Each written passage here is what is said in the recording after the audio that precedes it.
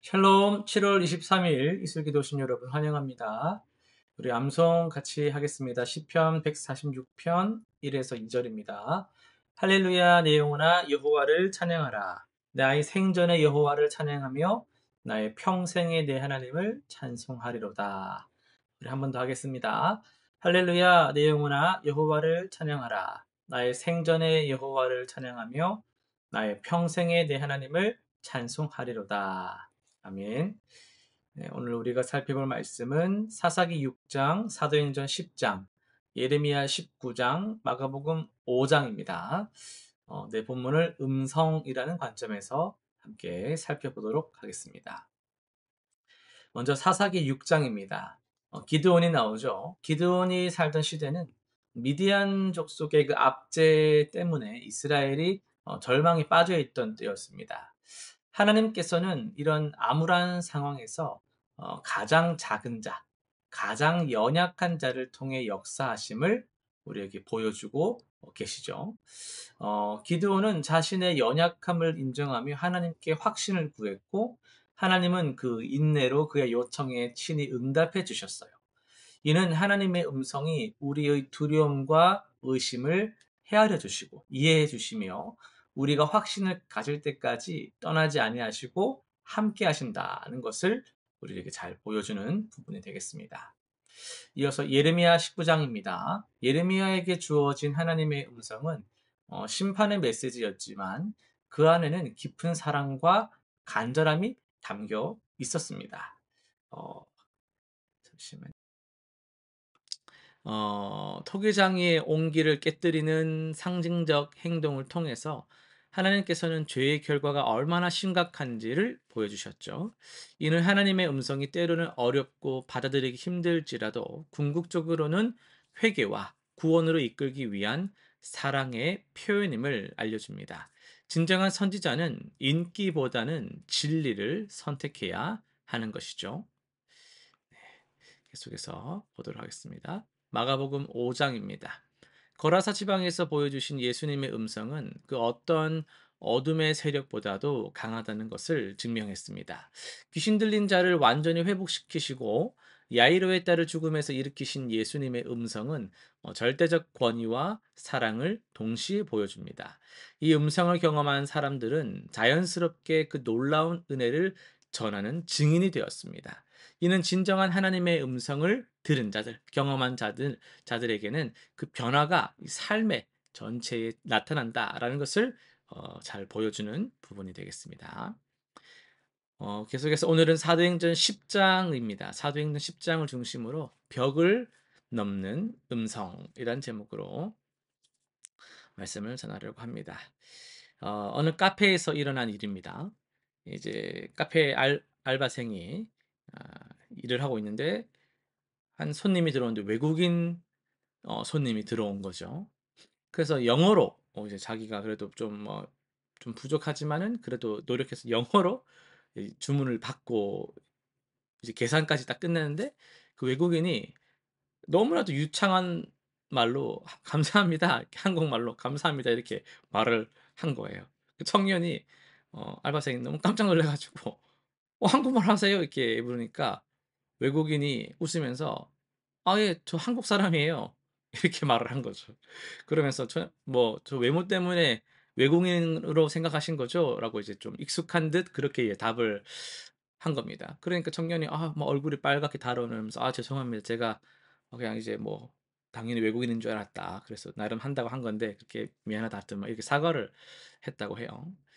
여러분 이게 뭘 보여주는 겁니까?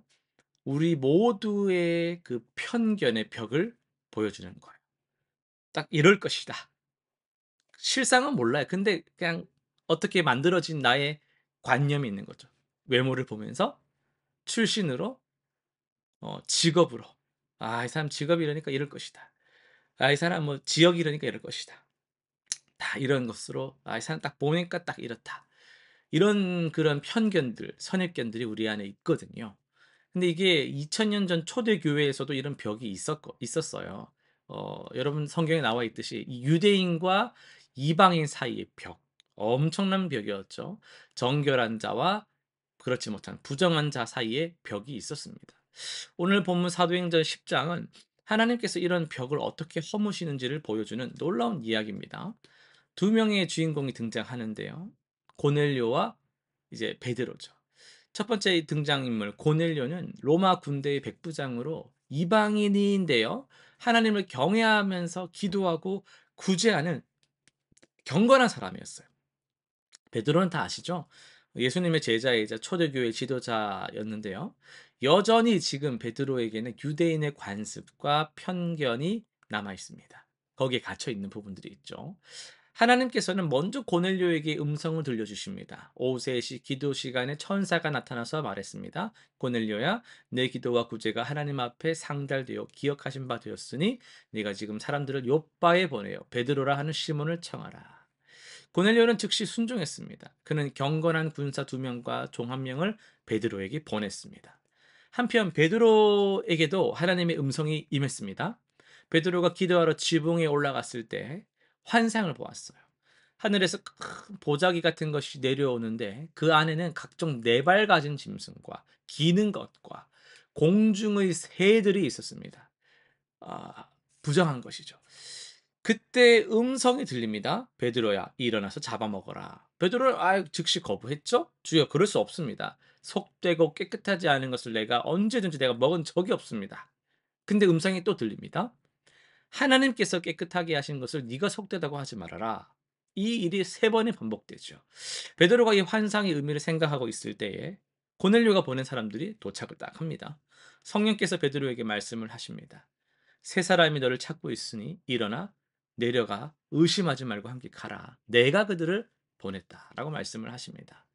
다음 날 베드로는 그들과 함께 고넬료의 집으로 갔습니다. 고넬료는 친척과 가까운 사람 친구들을 불러 모았습니다. 베드로가 도착했을 때 고넬료는 엎드려 절했습니다. 하지만 베드로는 그를 이렇게 세면서 뭐라 말합니까? 일어서라, 나도 사람이다 라고 말합니다. 베드로는 집에 들어가면서 놀라운 고백을 했습니다. 유대인으로서 이방인과 교제하는 것이 율법에 어긋나는 일인 줄은 너희도 알거니와 하나님께서 내게 지시하사 아무도 속되다 하거나 깨끗하지 않다 하지 말라 하시기로. 이 말은 베드로 자신도 되게 그렇게 막 속 시원하게 말할 수 없는 되게 놀라운 그런 고백이었어요. 평생 이거야. 이게 맞아. 확실해. 이렇게 평생 가지고 있던 편견이 하나님의 음성 하나로 지금 녹아지고 무너지는 것이죠. 베드로가 복음을 전하기 시작했습니다.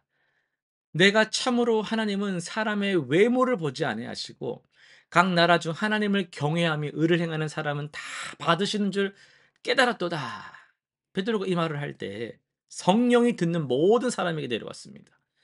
베드로와 함께 온 유대인 신자들은 이방인들에게도 성령의 은사가 부어지는 것을 보면서 정말 놀랬죠. 고넬료와 그의 가족들이 방언으로 말하며 하나님을 찬송하는 것을 본 베드로가 말합니다. 이 사람들이 우리와 같이 성령을 받았으니 누가 등이 물로 세례 받음을 금하리요. 그날 고넬료의 온 가족이 세례를 받았습니다. 이 사건은 단순한 개인의 구원 이야기가 아니죠. 복음이 유대인을 넘어서 온 세상으로 뻗어나가는 역사적 전환점이었습니다. 하나님의 음성은 베드로의 편견을 깨뜨리고 고넬료의 간절함에 응답하셨습니다. 두 사람이 하나님의 음성에 순종했을 때 불가능해 보였던 일이 가능해진 것이죠. 여러분, 오늘 우리도 크고 작은 편견의 벽들을 가지고 살아갑니다. 나와 다른 사람을 쉽게 판단하고 나만의 기준으로 사람을 평가합니다. 하지만 하나님의 음성은 이런 벽들을 허무십니다. 하나님께서 깨끗하게 하신 것을 네가 속되다 하지 말라는 음성은 오늘도 우리에게 들려옵니다. 하나님께서는 우리가 벽을 쌓는 그곳에 다리를 놓으시고 우리가 닫는 그곳에 문을 여시기를 원하십니다. 베드로와 고넬료처럼 하나님의 음성에 순종할 때 우리도 더 넓은 하나님 나라를 경험하게 될 것입니다. 실천상 3가지 정리해 볼게요. 첫 번째는 나의 편견 점검하기입니다. 내가 가지고 있는 편견들을 솔직히 돌아보고 하나님 앞에서 회개하는 시간을 가져보십시오. 외모나 출신, 직업, 나이 등으로 사람을 판단했던 것들을 구체적으로 생각해보고 하나님의 눈으로 바라보도록 기도하십시오. 두 번째는요, 다른 사람에게 먼저 다가가는 거예요. 평소 어색하거나 거리감을 느꼈던 사람에게 먼저 인사하고 관심을 표현해 보십시오. 작은 친절과 관심이 벽을 허무는 시작이 됩니다. 고넬료처럼 먼저 손 내밀어 보십시오. 세 번째, 하나님의 음성에 즉시 순종하기입니다. 베드로처럼 내 생각과 다른 하나님의 음성이 들릴 때 의심하지 말고 순종하십시오. 하나님께서 인도하시는 새로운 만남과 기회들을 두려워하지 말고 담대하게 받아들이시기 바랍니다. 기도하고 마치겠습니다. 좋으신 아버지 하나님, 편견의 벽을 허무시는 주님의 음성에 감사드립니다. 베드로와 고넬료에게 말씀하셨듯이 우리에게도 벽을 넘으라 말씀하시는 주님의 그 음성 우리가 듣게 하여 주옵소서. 나와 다른 사람들을 주님의 눈으로 바라보며 모든 사람을 향한 주님의 사랑을 실천하게 하여 주옵소서. 우리를 통해 주님의 화평이 이 땅에 전해지게 하여 주옵소서. 예수님의 이름으로 기도드립니다. 아멘.